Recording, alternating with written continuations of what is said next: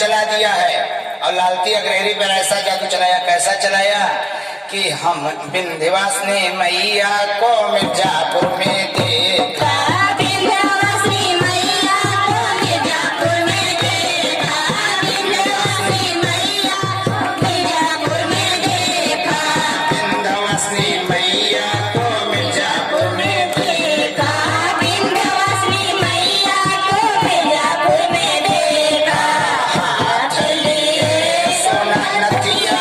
सोना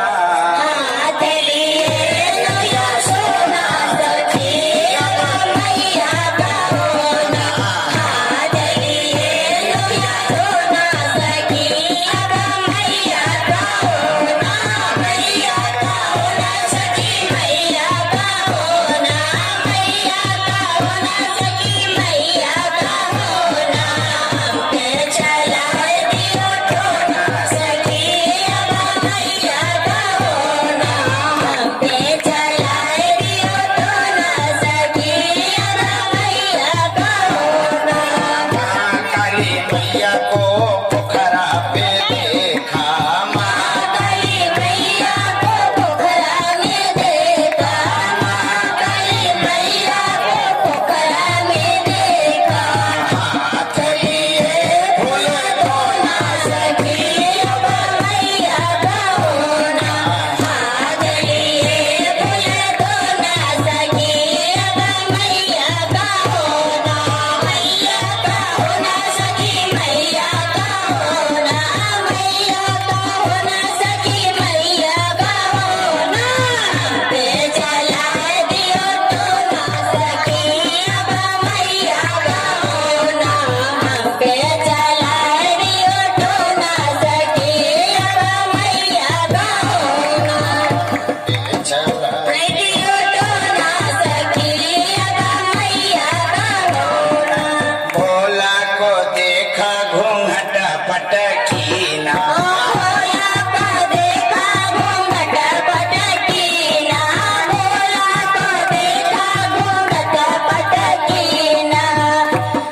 देखिए माँ ने घूंघट किया है ना, काली मैया को दिखाओ भैया सुभाष जी। देखिए माँ ने घूंघट किया है, क्यों किया है? माँ ने घूंघट किया है क्यों? कि भोला को देखा घूंघट पटकीना, भोला को देखा घूंघट पटकीना, भोला को देखा घूंघट पटकीना। माँ से मैंने पूछा कि माँ भोले बाबा को आपने देखा कि नहीं? कहीं देखे? हम कहा तो घूंघट कर ली, तो कैसे देखी? तो माँ ने क्या कहा कि भोला को देखा घूंघट पटकीना, भोला को देखा घूंघट पटकीना, भोला को देखा घूंघट पटकीना, भोला को देखा घूंघट पटकीना।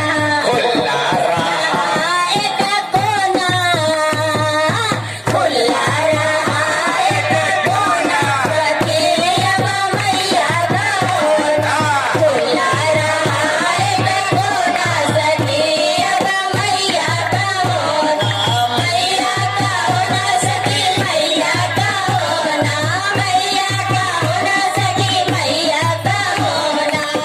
पे चला दियो तो ना सखी अब मैया का होना। मैया का टोना जानते हैं कहाँ कहाँ तक चल गया है? देखिए उनका धान कट रहा है, सारे काम को छोड़ के दाढ़ी भी नहीं बनवाए, बनारस से चले आ रहे हैं बेचारे। ये है मैया का टोना। दिल्ली से लोग चले आए, ये है मैया का टोना। इलाहाबाद से 10 दिन से आगे बैठे हुए, ये है मैया का टोना। ये माँ का टोना है। जौनपुर से लोग आ रहे हैं, अभी शिव महापुराण 1 तारीख से फिर शुरू होने जा रही है, तीसरी बार यहाँ पर 2 दिन 4 दिन रुका है। शिव महापुराण का महात्मा इतना बढ़ गया कि जो करा रहा है उसका कार्य हो रहा है। फिर 1 तारीख से शिव महापुराण की शुरू होने जा रही है, 7 दिवसीय। तो ये माँ का टोना है। देखिए हमारे महेंद्र चौरसिया जी वाराणसी पिंडरा से चल के आए हैं, बनारस से सीता केसरी भी चल के आई थी नवरात्र में, जौनपुर से विनोद राय पूजा राय चल के आए, इलाहाबाद से शिवभूषण जी आई थी, भावना जी, धीरज जी, ये माँ का टोना है। दिल्ली से आए लोग, पंजाब से आ गए लोग, माँ का टोना है और सबका दामन भरा। तो कहना पड़ा महेंद्र जी से कि क्या करेंगे महेंद्र जी, ये होना है। कैसे? कि हंसते हुए तुमको मैया ने देखा, हंसते हुए तुमको मैया ने देखा, हंसते हुए तुमको मैया ने देखा। हंसते हुए माँ ने महेंद्र जी को देखा और क्या कहा कि हंसते हुए तुमको मैया ने देखा, हंसते हुए तुमको मैया ने देखा। कहा क्या कि हो गया जो था होना, होता जो था होना सखी अब मैया का होना, होना जो था होना सखी अब मैया का होना, मैया का होना सखी मैया का। बिटिया और बहन आती हैं, कहीं नहीं जाती, यहाँ बिटिया बहन आती हैं और इसके बाद डरती भी है। लेकिन आज माँ के भजन पे इतना झूम के हमारी बिटिया भी नाची, बहू भी नाची कि क्या बताए। इन लोगों से भी कहना पड़ा कि मैं हंसते हुए मैया ने सबको देखा, हंसते हुए मैया